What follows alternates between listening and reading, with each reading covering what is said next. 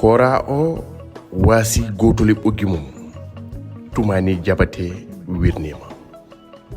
koye o aljuma ɓennuɗo sappo e jeenayi lewru juillet 2024 woni nde Bamoun Sidiki Jabate hawri e ladial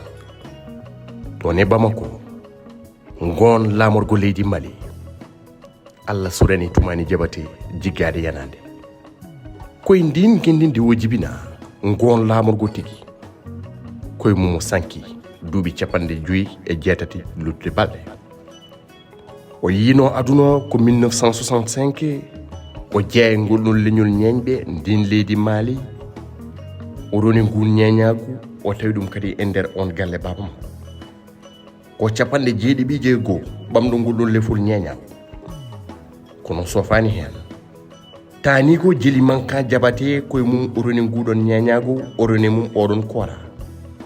no heɓiri koye kawisaji no wiri oɗon tarika jeli mankan jabate oɗon tani ko wonno ñeño takkinoɗo Soundiata Keita ene hoɗano ɗum oɗon kora ɓe jaadi fof tarika wi ɓe mbaddino fof tumani jabate to banggue yummum o ronti ndeɗon ɓayre oɗon debbajo gandanoɗo e nder ndiɗon leydi Mali yooɗi kadi e nder ɓeɗon jaareɓe kala wonno Nama Kouyaté woni yuman tumani jabate to banggue bammakko o ronti kadi oɗon kora sabu oɗon bammakko woni no jour kora ngana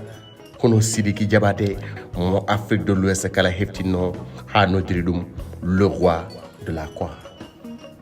tumani jabate fuɗɗine hoɗa nduɗon hoddu kora koye duuɓi mum 5 e duuɓi makko 13 o jeeya oɗon bienal mo leydi Mali nawɗo oɗon arara ha joni koye tumani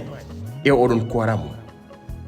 o joodi e nalankoɓe ngana nalankoɓe hewɓe heftinaɓe nder leydi Mali ɓe Afrique de l'Ouest kala heftini ko wayno Kanja Kouyaté o joodi kadi e Balaké Sissoko o joodi e Ali Farka Touré e nder album mabɓe In the Heart of the Moon Au cours de la lune wonno koye hitande 2005 Mamadou Diabaté ko dendi ko ɓe pildi leppi kewɗi tumani yalti aduna kono mayani o ɗali dono o ɗali Sidiki mo Afrique kala heftini mo Diabaté ba musique yo Allah yurmo yaafo tumani Sidiki wurna Sidiki tumani Sidiki Jabate